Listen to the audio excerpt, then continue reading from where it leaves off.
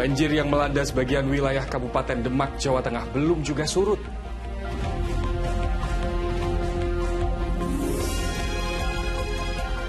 Diduga sopir mengantuk sebuah angkot jurusan Depok Timur Pasar Minggu tercebur ke aliran Kali Ciliwung.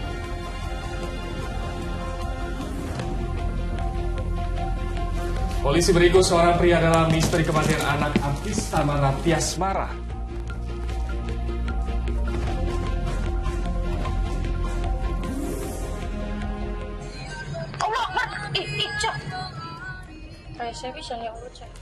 Polisi mengamankan 3 dari puluhan remaja di Indramayu, Jawa Barat yang terlibat tawuran menggunakan senjata tajam.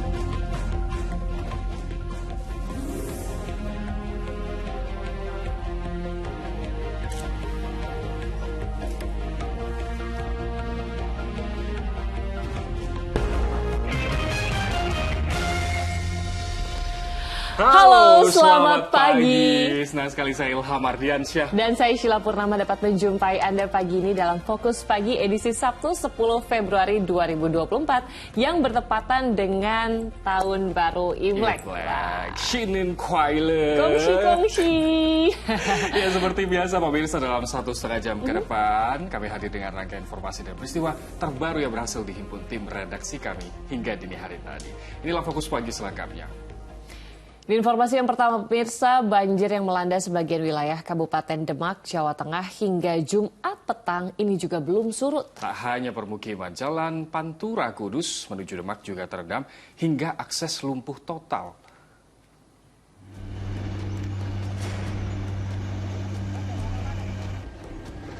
Banjir akibat jebolnya tanggul di Sungai Wulan mengakibatkan jalan Pantura Demak menuju Kudus sepanjang 15 km, khususnya di Desa Karanganyar, terendam. Sejumlah kendaraan yang tengah melintas, kebanyakan truk pengangkut sembako, praktis terjebak karena air banjir datang tiba-tiba dan langsung merendam jalan.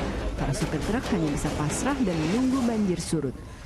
Langsung, nggak pakai menit. Berarti kita lagi merayap keadaan macet, air dari belakang. Di sejumlah titik ketinggian air bahkan mencapai 2 meter hingga akses jalan lumpuh total. Bervariasi juga, ada yang 1,5 meter, ada yang 2 meter, ada sampai 2,5 juga. Untuk truk ini berarti nggak bisa diselamatkan ini? Jelas nggak bisa jalan. Akses Pantura, Kudus, Demak, dan sebaliknya ini terputus. Para relawan mengaku masih berjibaku mengevakuasi warga yang terjebak banjir di permukiman. Hingga Jumat pagi, tim SAR gabungan telah mengevakuasi 325 warga dari 7 desa, yakni Desa Norowito, Kedung Waru, Kotakan, Ketanjung, Nyimpil, dan Desa Ngempli, Kecamatan Karanganyar, ke Posko Induk Jembatan Tanggulangin, Terminal Jati, dan Posko Balai Desa Jati. Ratusan warga bahkan dievakuasi dari atap rumah karena banjir merendam permukiman hingga setinggi 3 meter.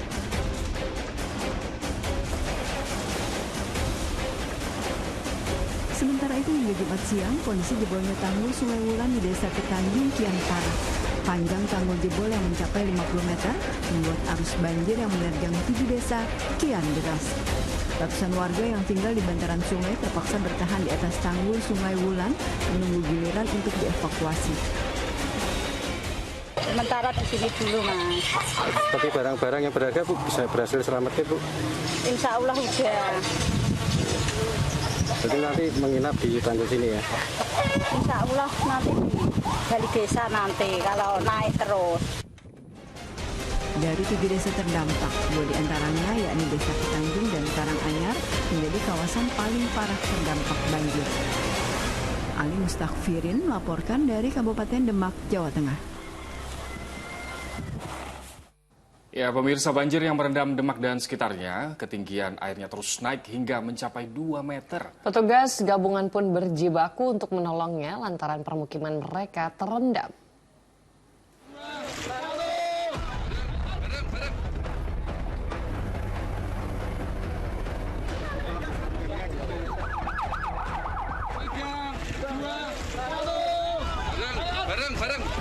Petugas gabungan berjibaku untuk menolong korban banjir yang mengalami patah tulang.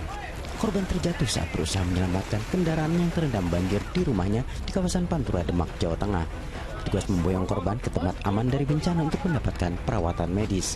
Ketinggian permukaan banjir semakin naik mencapai lebih dari 2 meter hingga permukiman pun tenggelam, termasuk kendaraan besar terendam di Jalan Raya Pantura. Kita evakuasi ibu-ibu yang 2 patah tulang, lebih dari 3 patah. Lokasi ada di dalam perkampungan bencana dan dia dari lantai 2. Kita evakuasi dari lantai 2 tanpa di sana tadi belum ada alat dan apapun. Jadi kita pure, kita main dengan bagaimana caranya biar safety, aman. Suara sirine ambulans terus bergema di tengah penyelamatan korban banjir. Ambulan datang dan pergi untuk membawa warga yang terjebak banjir ke tempat yang lebih aman. Selama 2 hari, para korban banjir bertahan di atap rumahnya. Ya, alhamdulillah sehat. Selama di sana berapa lama ini bagaimana, ada bantuan atau bagaimana, Bu?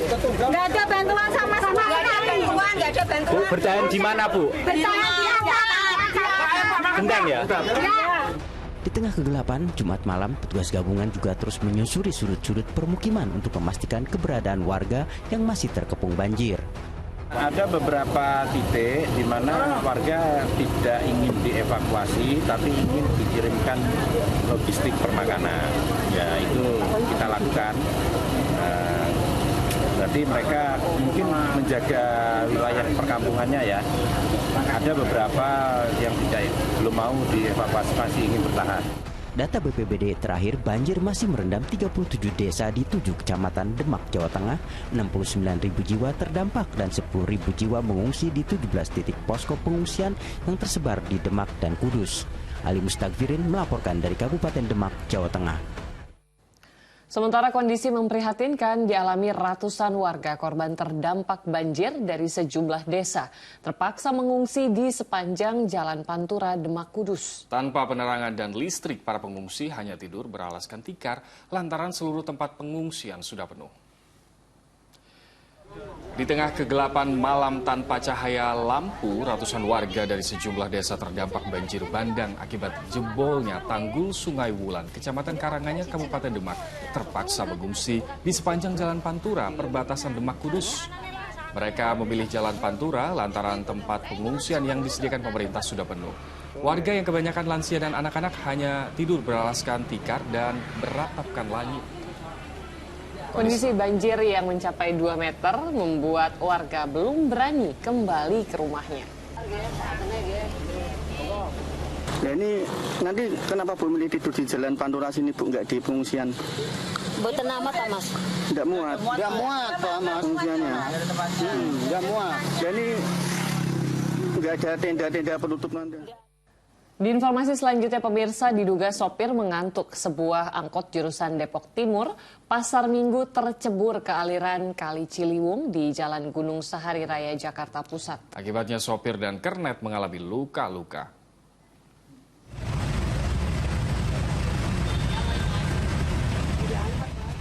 Dengan bantuan mobil derek, angkutan kota ini diangkat dari dasar aliran Kali Ciliwung di Jalan Gunung Sahari, Sawah Besar, Jakarta Pusat.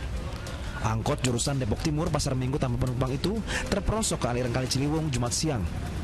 Sekira 1 jam berjibaku, petugas Sudin Gul Karmat, Kota Jakarta Pusat, akhirnya berhasil mengevakuasi kendaraan tersebut. Tidak ada korban jiwa dalam insiden tersebut, namun sopir dan kernet angkot nahas itu mengalami luka-luka dan dilarikan ke rumah sakit untuk mendapatkan pertolongan medis. Diduga sopir mengantuk saat berkendara, lalu angkot tersebut oleng dan terperosok ke aliran kali.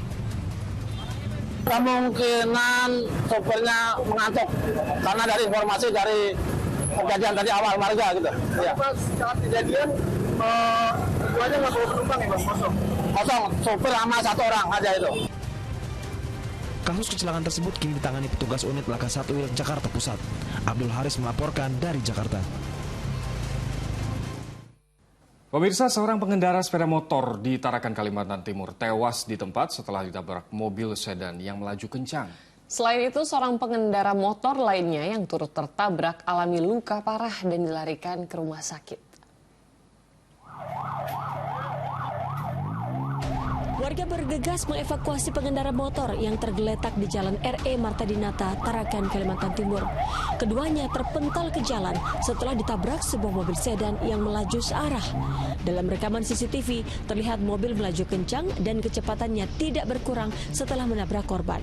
Akibatnya seorang pengendara motor, pria berusia 59 tahun, meninggal dunia di tempat kejadian. Sementara seorang korban lainnya dilarikan ke rumah sakit dalam keadaan luka parah. Polisi pun langsung mengamankan pria yang mengemudikan mobil sedan itu. Dari hasil pemeriksaan, sang sopir ditetapkan sebagai tersangka dalam kecelakaan maut tersebut. Pada saat kejadian, ternyata pengemudi Honda Jazz ini atas nama Guru ini dalam keadaan sehat, tetapi sebelumnya saudara tersebut mempunyai riwayat gangguan saraf di otaknya. Atas perbuatannya, pengemudi sedan terancam pidana maksimal 5 tahun penjara. Amir Hamzah melaporkan dari Tarakan, Kalimantan Utara. Pemirsa, misteri kematian anak artis Tamara Tiasmara terungkap sudah. Polisi meringkus seorang pria yang tak lain kekasih Tamara. Diduga kuat kekasih sang artis sengaja menenggelamkan korban saat berenang bersama.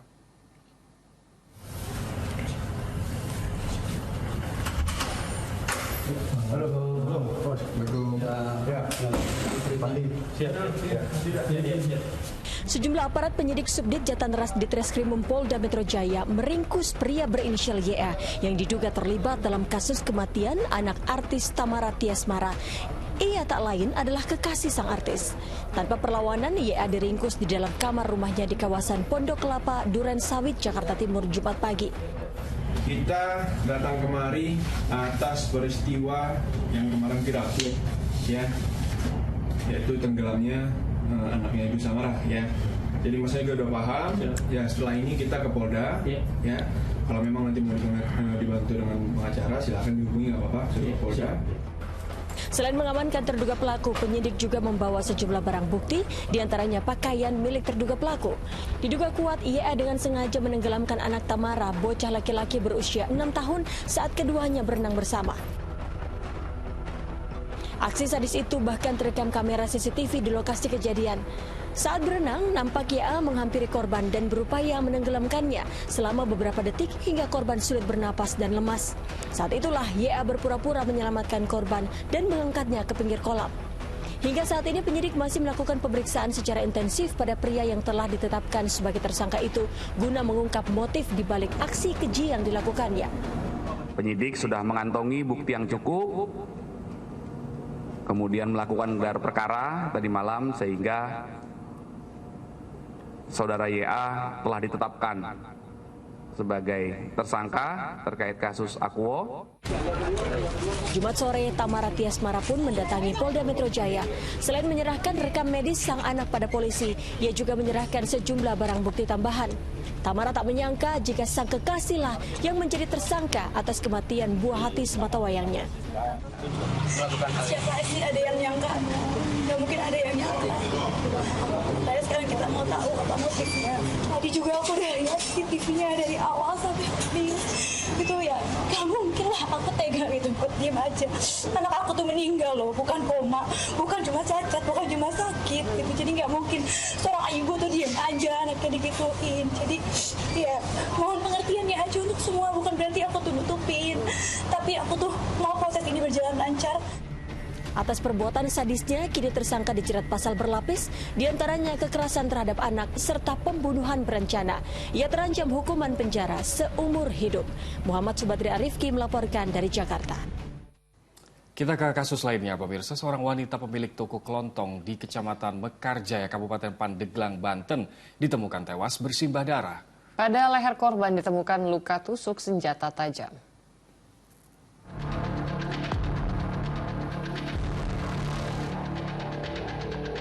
Warga di Kampung Prebu Jaya, Kecamatan Mekarjaya, Kabupaten Pandeglang, Banten, gempar begitu mengetahui pemilik toko kelontong di kampung itu tewas bersimbah darah Jumat siang. Pada leher korban bernama Siva itu ditemukan luka tusuk senjata tajam. Mengetahui kematian wanita berusia 25 tahun itu, suami dan orang tua korban tidak sadarkan diri.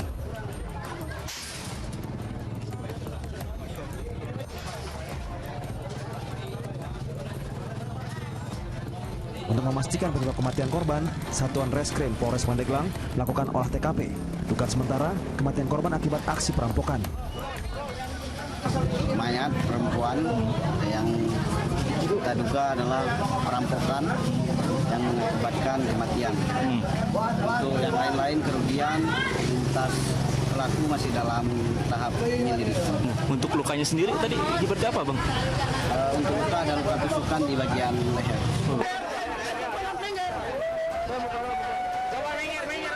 Hingga Jumat sore, jasad korban masih berada di Rumah Sakit Umum Daerah Berkah Pandeglang untuk diotopsi. Sementara, Polres Pandeglang masih memburu terduga pelaku. Ariel Maranus melaporkan dari Kabupaten Pandeglang, Banten.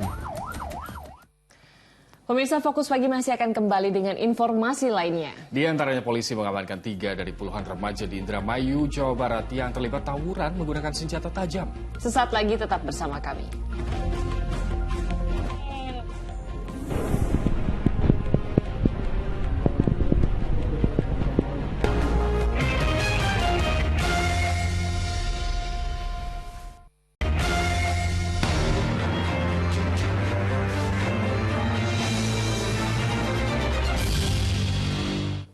Kembali di Fokus Pagi bersama saya Ilham Ardiansyah, kita lanjutkan informasi hari ini. Seorang remaja tewas mengenaskan setelah terlibat tawuran di Palembang, Sumatera Selatan. Sementara di Kabupaten Indramayu, Jawa Barat, polisi mengamankan 3 dari puluhan remaja yang terlibat aksi tawuran menggunakan senjata tajam di jalan raya.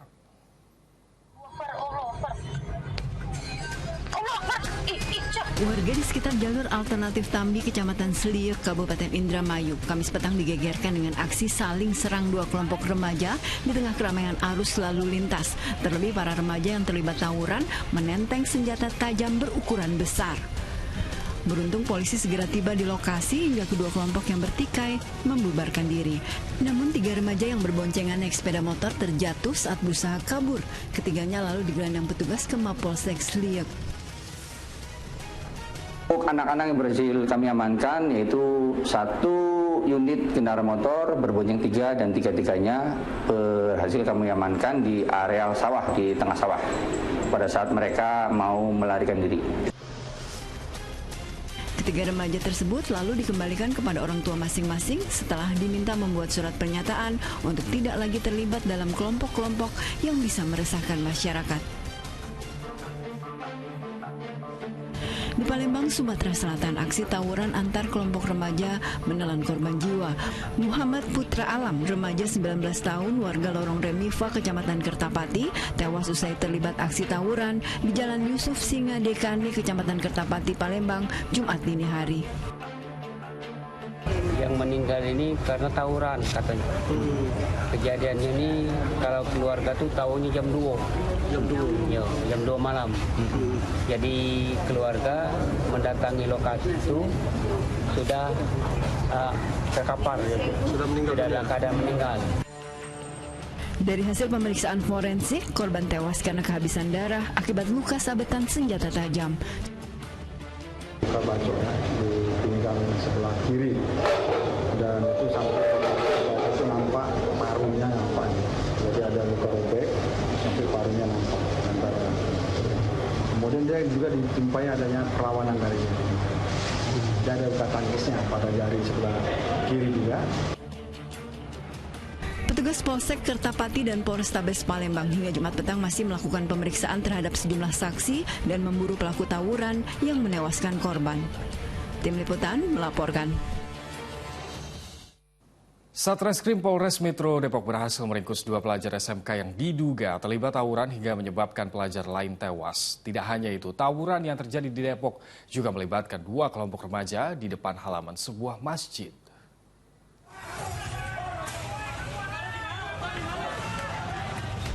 Inilah rekaman video amatir milik seorang warga yang memperlihatkan tawuran 2 kelompok remaja di depan sebuah masjid di Jalan Raya Abdul Ghani, Depok, Jawa Barat. Bahkan sejumlah warga yang diduga hendak melerai tawuran tersebut justru mendapat ancaman dari kelompok remaja itu. Para pelaku tawuran juga diduga kerap mengacak-acak sejumlah warung di sekitar lokasi kejadian yang buka 24 jam. Warga kini berharap pihak kepolisian segera meningkatkan patroli agar tawuran yang sudah sangat meresahkan tidak terulang kembali. Tawuran yang terjadi di Depok juga melibatkan 2 kelompok pelajar SMK.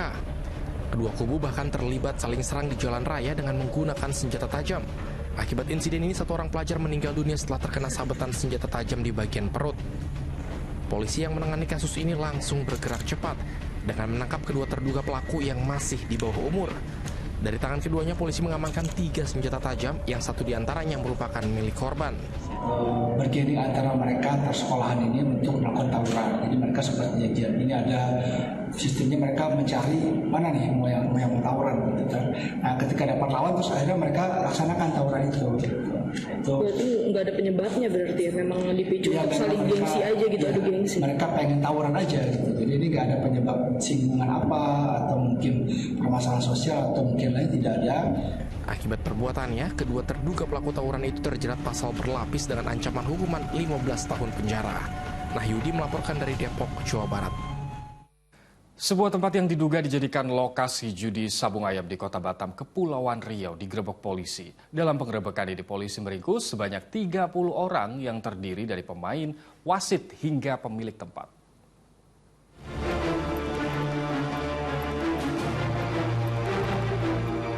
Puluhan orang yang tengah memainkan dan menyaksikan judi sabung ayam di Kecamatan Seibeduk, Kota Batam, Kepulauan Riau hanya bisa terdiam saat melihat kedatangan petugas Satuan Reskrim Polresta Barelang.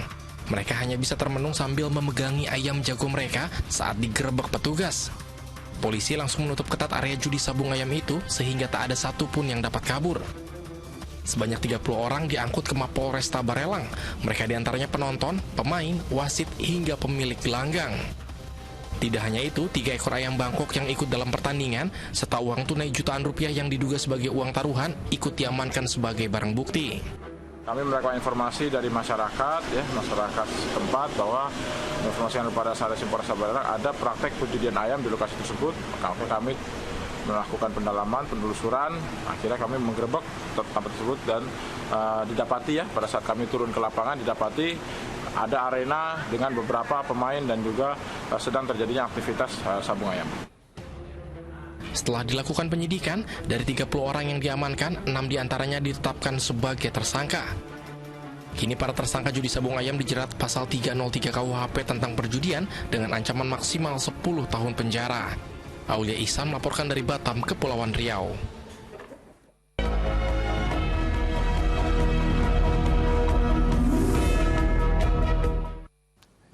Jelang masa tenang pemilu 2024, calon presiden dan cawapres nomor urut 1 mengejarkan kampanye terbuka ke sejumlah wilayah di Jawa Timur. Anies Baswedan selain menggaungkan visi misi perubahannya, juga menjanjikan sejumlah program kerja untuk kesejahteraan dan kemakmuran rakyat Indonesia.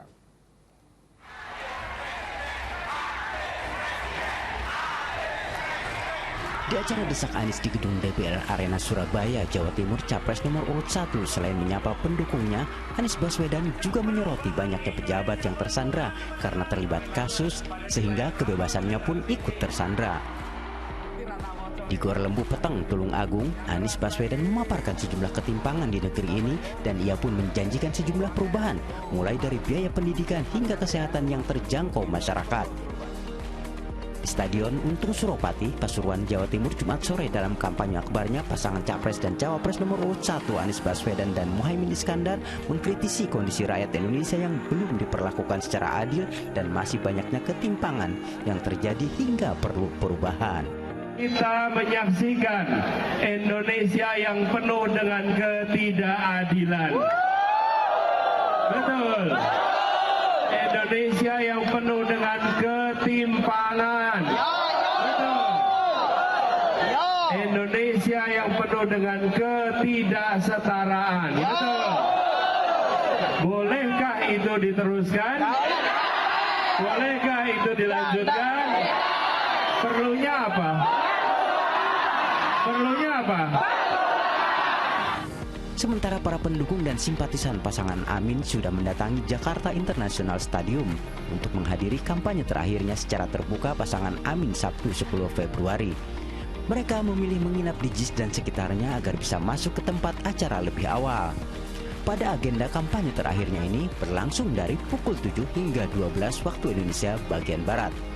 Petugas kepolisian pun sudah mengatur dan merekayasa arus kendaraan agar tidak terjadi penumpukan massa maupun kendaraan yang menuju JIS.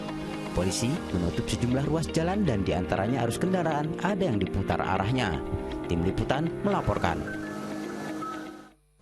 Sekitar 30.000 orang dari berbagai daerah di Jawa Barat memadati Stadion Sijalak Harupat, Bandung, Jawa Barat untuk memberikan dukungan terhadap calon wakil presiden nomor urut 02 Gibran Rakabuming Raka. Sementara itu dalam kampanye bertajuk Pesta Rakyat di Sidoarjo, Prabowo Subianto optimis akan memenangkan banyak suara di Jawa Timur. Stadion Gelora Delta Sidoarjo, Jawa Timur menjadi tempat kampanye akbar calon presiden nomor urut 02 Prabowo Subianto pada Jumat sore. Pada kampanye kali ini Prabowo didampingi oleh Erick Thohir, Bahlil Lahadalia, Ketua Umum Partai Demokrat Agus Harimurti Yudhoyono, hingga para pimpinan DPD Partai Gerindra Jawa Timur. Dalam kesempatan ini Prabowo yakin bahwa suara Jawa Timur akan berpihak pada Prabowo Gibran. Hal ini terlihat dari antusiasme masyarakat yang hadir di Stadion Gelora Delta Sidoarjo. Hai Prabowo, kau harus terus berbakti kepada negara dan bangsa dan rakyat. Hai Prabowo, jangan kau istirahat sebelum rakyatmu sejahtera, sebelum rakyatmu makmur, sebelum kita hilangkan kemiskinan dari bumi Indonesia. Sementara itu calon wakil presiden nomor 02 Gibran Rakabuming Raka hadir dalam konser musik yang bertajuk Selangkah Menuju Kemenangan yang digelar di Stadion Sijalak Harupat Kabupaten Bandung pada Jumat pagi. Ada sekitar 30.000 orang dari berbagai daerah di Jawa Barat hadir untuk memberikan dukungan kepada paslon nomor urut 02 tersebut. Pada kampanyenya itu Gibran meminta para pendukungnya untuk datang mencoblos dan mengawal setiap TPS agar tidak terjadi kecurangan. Sementara itu untuk kegiatan pada hari terakhir kampanye yang jatuh pada Sabtu 10 Februari, pasangan Prabowo Gibran akan menggelar pesta rakyat untuk Indonesia Maju di Stadion Utama Gelora Bung Karno. Acara dijadwalkan berlangsung mulai pukul 13 hingga 18 waktu Indonesia Barat.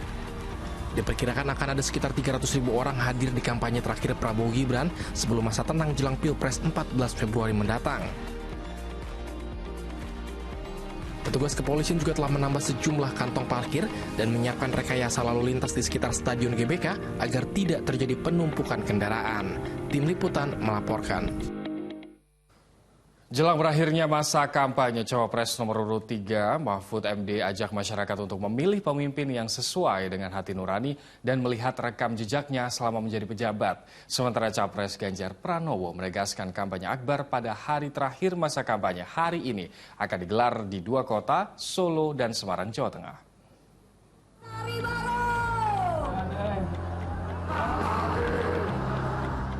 Di hadapan puluhan ribu massa pendukungnya dari Jabodetabek, Bandung, Sukabumi, dan Banten di Stadion Pakansari dalam gelaran hajatan rakyat Jumat sore, Capres nomor urut 3 Ganjar Pranowo hadir bersama istrinya, Siti Atikoh, dan anaknya.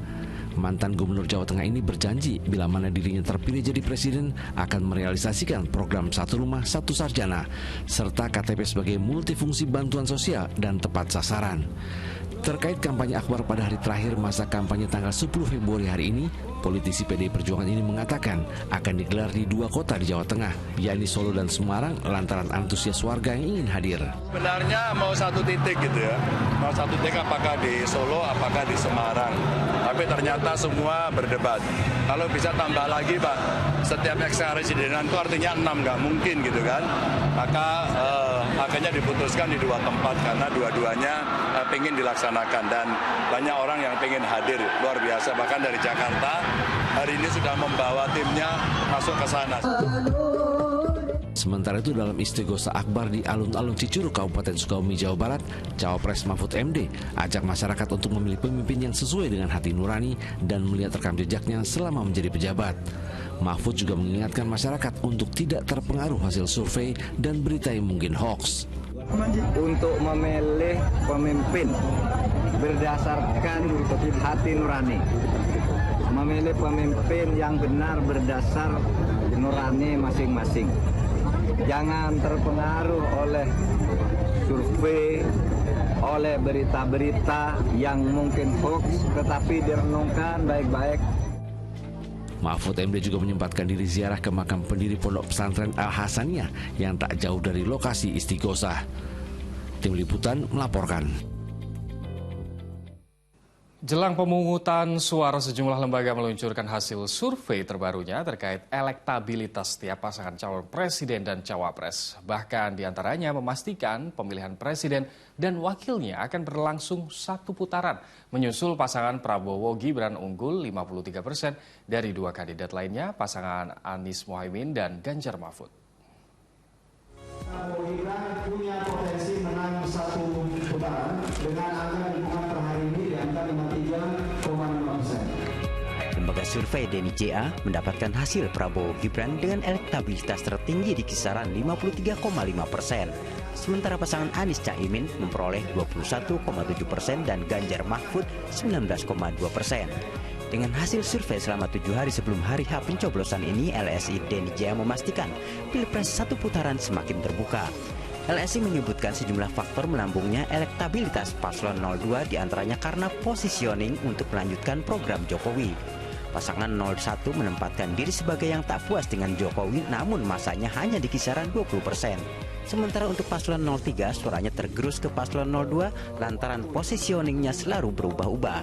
Positioning yang kemudian dilekatkan ke pasangan Prabowo Gibran ini kemudian mampu menggeret suara pasangan 02 secara signifikan ya, karena memang approval rating Pak Jokowi itu selalu di atas 70, di atas 80%. Lembaga survei Indikator Politik juga merilis peta elektabilitas 3 pasangan calon presiden dan wakil presiden di akhir masa kampanye. Pasangan Prabowo Gibran masih dengan elektabilitas paling tinggi dan dimungkinkan pemilu akan berjalan satu putaran. Tim Liputan melaporkan dari Jakarta. 4 hari jelang pemilu, Komisi Pemilihan Umum atau KPU di sejumlah wilayah di tanah air terus mendistribusikan logistik pemilu 2024. Fokus Pagi segera kembali.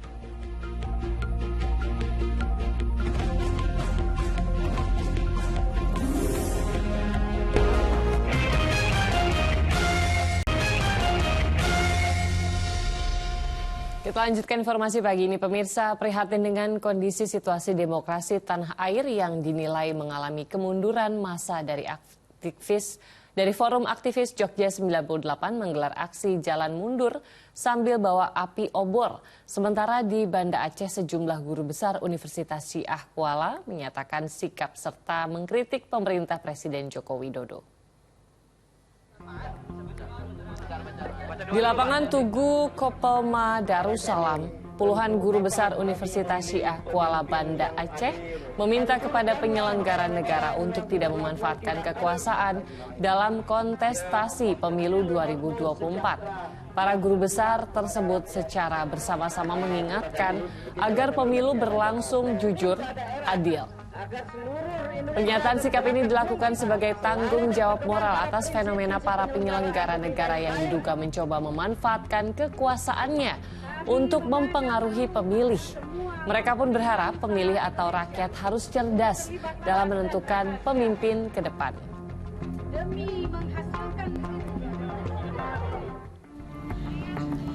Di Yogyakarta mengaku prihatin dengan kondisi situasi demokrasi tanah air yang dinilai mengalami kemunduran. Puluhan massa yang tergabung dalam Forum Aktivis Jogja 98 menggelar aksi jalan mundur dengan membawa api obor. Aksi jalan mundur tersebut dilakukan dari alun-alun utara menuju depan Istana Negara Gedung Agung. Diawali dengan mengangkat benda pusaka berupa kris Luk 11 Mataram yang dimaksudkan sebagai simbol menyingkirkan angkara murka.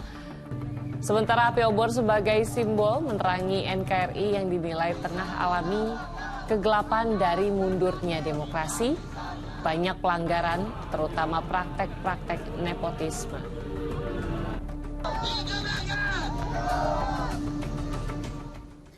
4 hari jelang pemilu, Komisi Pemilihan Umum atau KPU di sejumlah wilayah di tanah air terus mendistribusikan logistik pemilu 2024. Satu persatu logistik pemilu dipindahkan dari sejumlah truk ke sebuah kapal di dermaga Marina Ancol, Jakarta Utara. Komisi Pemilihan Umum Kabupaten Kepulauan Seribu Jumat pagi mulai mendistribusikan ratusan bilik dan kotak suara serta puluhan ribu surat suara didistribusikan ke 11 pulau di kawasan Kepulauan Seribu. Logistik pemilu yang didistribusikan yakni berupa 320 bilik suara dan 320 kotak suara. Dari data KPU Kabupaten Kepulauan Seribu, saat ini surat suara untuk Kepulauan Seribu masih kurang 1.000 lebih. Diharapkan logistik sudah sampai di TPS sebelum hari pencoblosan pada 14 Februari mendatang.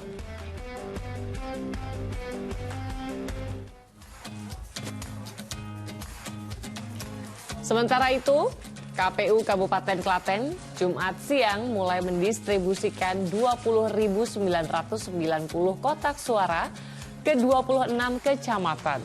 Sementara total tempat pemungutan suara atau TPS sebanyak 4.198 TPS. Pendistribusian logistik pemilu tersebut dikawal oleh aparat kepolisian. KPU Kabupaten Klaten menargetkan seluruh logistik pemilu sudah sampai ke seluruh TPS 1 hari jelang pencoblosan.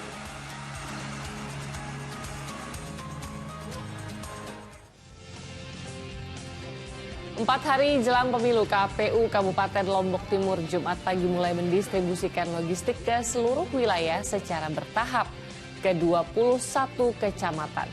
Tahap pertama pendistribusian dilakukan ke wilayah terpencil dan terjauh. Antara lain di kawasan lereng Rinjani ada 4 kecamatan.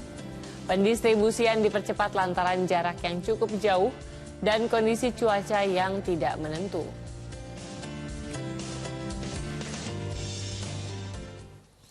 Panitia Pemilihan Luar Negeri atau PPLN di Amerika Serikat telah merampungkan berbagai persiapan yang diperlukan untuk menyelenggarakan pemungutan suara luar negeri.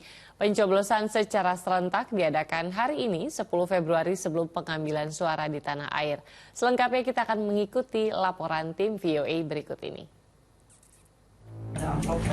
Berbagai persiapan penyelenggaraan pemilu Republik Indonesia di Amerika Serikat sudah selesai dilakukan, mulai dari pendaftaran pemilih, sosialisasi pemilu, hingga bimbingan teknis. Masing-masing panitia pemilihan di luar negeri atau PPLN di Amerika berupaya untuk memastikan WNI bisa menggunakan hak pilih mereka, termasuk mereka yang terlambat mendaftar, seperti sekitar 4.000 WNI yang bekerja di kapal pesiar. Sekarang ini yang anak buah kapal ini, ABK ini, alamatnya alamat Indonesia sekarang.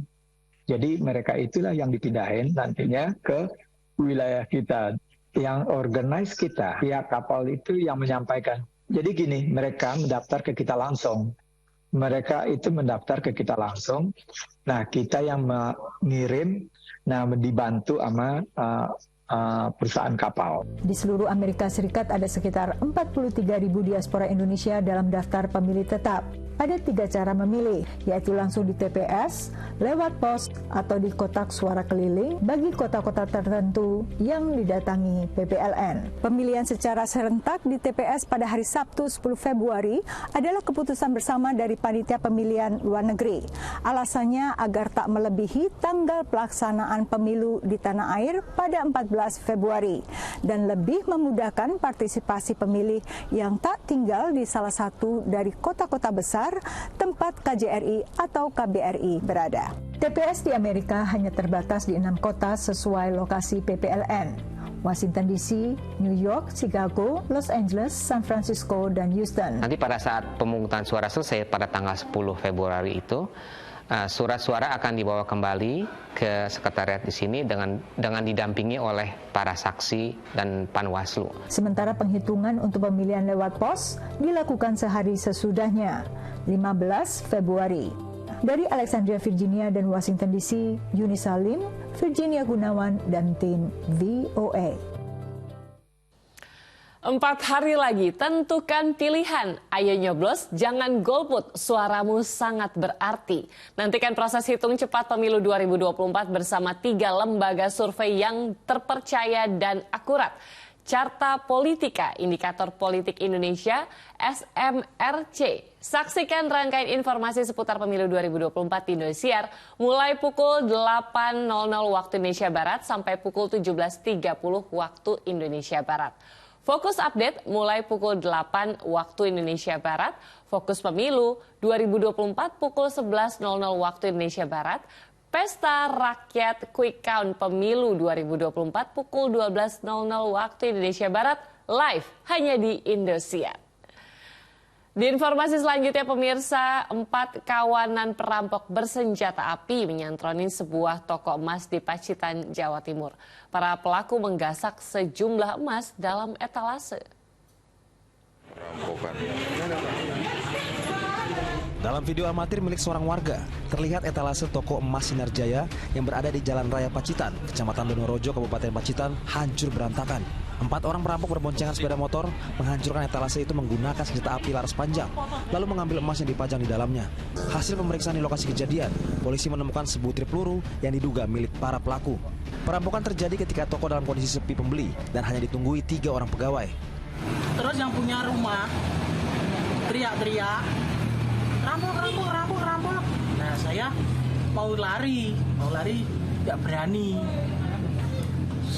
Bareng terus ke sana tahu bawa senjata, saya diam. Tapi agak redek, Pak. Belum. Berapa kali tembakan itu, Mas? Nggak ada tembakan. Polres Pacitan masih menyelidiki perampokan tersebut, sementara jumlah kerugian belum diketahui secara pasti. Virgo Suyono melaporkan dari Pacitan, Jawa Timur. Pemirsa, polisi masih melakukan penyelidikan untuk mengungkap penyebab terjadinya kecelakaan maut yang menewaskan 3 penumpang bus wisata di turunan Bukit Bego, Bantul, Yogyakarta.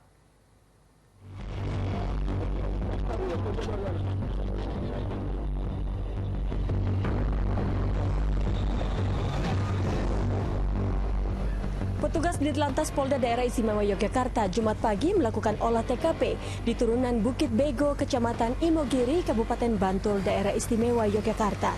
Dalam olah TKP tersebut, sopir dan kernet bus juga dibawa untuk menunjukkan bagaimana peristiwa itu terjadi.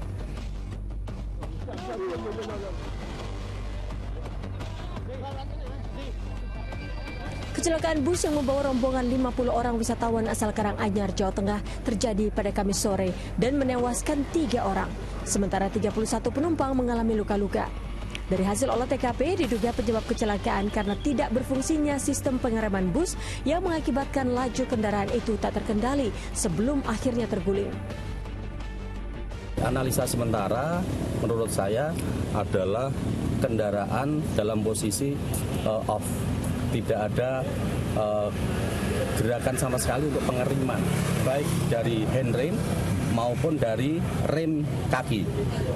Jadi blank, kosong. Gigi kosong, Pak? Gigi kosong. Korban luka yang dirawat di 2 rumah sakit, 26 diantaranya berangsur membaik dan sudah dijemput pihak keluarga untuk menjalani rawat jalan. Sementara seorang bocah balita masih dalam kondisi kritis dan dirujuk ke Rumah Sakit Dr. Sarjito, Yogyakarta. Gandung Jatmika melaporkan dari Kabupaten Bantul, Daerah Istimewa Yogyakarta. Libur panjang Isra Miraj dan cuti bersama Tahun Baru Imlek, antrean kendaraan dilanda kemacetan dan mengular di beberapa ruas jalan. Ribuan kendaraan padati ruas tol Jakarta Cikampek Karawang, Jawa Barat pada Jumat malam. Volume kendaraan pribadi di ruas tol Jakarta Cikampek menuju ruas tol Cipali serta tol Purbalenyi mengalami peningkatan dari hari biasa. Petugas akan menerapkan sistem lawan arah jika terjadi penumpukan kendaraan. Arus lalu lintas di kawasan Lembang, Kabupaten Bandung Barat, Jawa Barat macet. Antrean kendaraan mengular di beberapa titik menuju sejumlah objek wisata bersama dengan tingginya aktivitas warga yang berlibur memanfaatkan libur panjang cuti bersama jelang perayaan Imlek.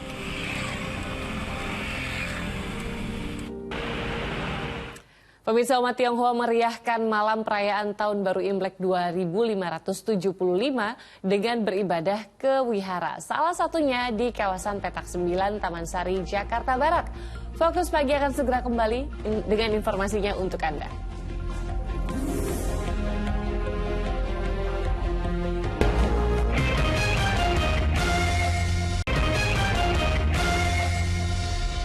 Kembali di Fokus Pagi bersama saya Ilham Ardiansyah. Dan saya Sheila Purnama. Pemirsa, jembatan penghubung antar kecamatan di Kabupaten Tuban, Jawa Timur ambruk diterjang banjir bandang. Sementara jembatan gantung penghubung kampung di Aceh, Tamiang, Aceh yang putus hingga kini belum diperbaiki.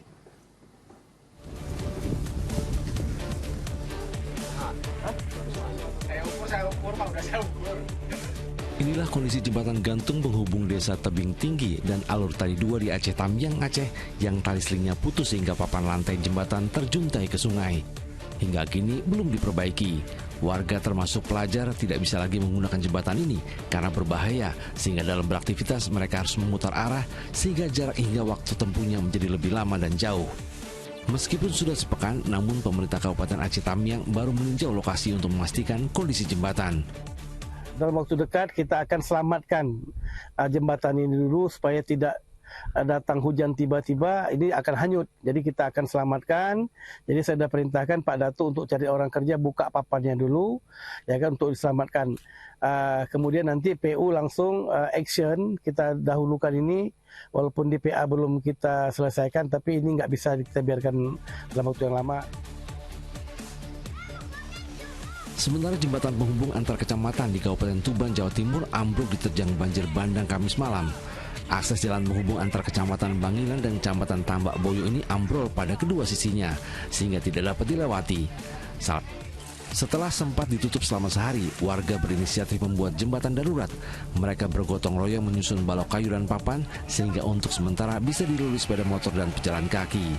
Sapari Wijaya dan Muhtarudin Yakob melaporkan dari Tuban, Jawa Timur dan Aceh Tamiang, Aceh.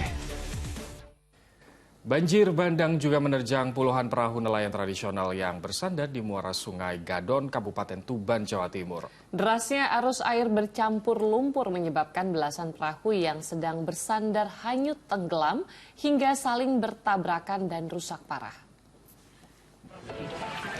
Kepingan-kepingan perahu nelayan ini berserakan di kawasan pantai Desa Gadon, Kecamatan Tambak Boyo, Kabupaten Tuban pada Jumat siang. Sementara sejumlah nelayan berusaha mengais-ngais potongan papan maupun bagian perahu yang masih dapat dimanfaatkan. Perahu-perahu tradisional pencari ikan ini hancur usai diterjang banjir bandang.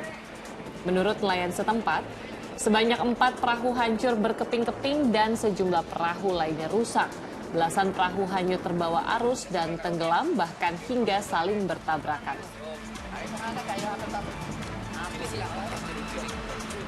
Jelang perayaan Tahun Baru Imlek, selain membenahi vihara umat, mempersiapkan diri dengan ibadah lebih awal. Sementara untuk kenyamanan dan keamanan untuk beribadah, tim penjinak bom Gegana Polda Metro Jaya lakukan pemeriksaan vihara. Kerahkan tim penjinak bom Gegana Polda Metro Jaya, polisi lakukan sterilisasi vihara Sila Paramita, Cipinang Besar Selatan, Jatinegara, Jakarta Timur Jumat sore. Sterilisasi dimulai dari halaman luar vihara hingga ke dalam tempat ibadah yang dilengkapi dengan alat metal detektor dan sejumlah alat khusus. Upaya ini untuk memastikan pelaksanaan ibadah umat berlangsung khusyuk, aman dan nyaman. Di Pamulang, Kota Tangerang Selatan, Banten menyambut malam Tahun Baru Imlek 2024, pengurus vihara sibuk berbenah di rumah ibadah ini. Mereka mempersiapkan sejumlah perlengkapan untuk sembahyang umat Tionghoa. Sementara di Banjarmasin, Kalimantan Selatan, pemain barongsai menggunakan pakaian lengkap untuk ibadah lebih awal di vihara. Para pemain barongsai ini sedianya menghibur masyarakat saat perayaan Tahun Baru Imlek. Pemirsa, umat Tionghoa memeriahkan malam perayaan Tahun Baru Imlek 2575 dengan beribadah ke wihara. Salah satunya di kawasan Petak 9 Taman Sari, Jakarta Barat. Ya, perayaan Imlek yang bertepatan dengan Pesta Demokrasi Pemilu 2024, umat Tionghoa berharap pemilu lancar, aman, dan damai.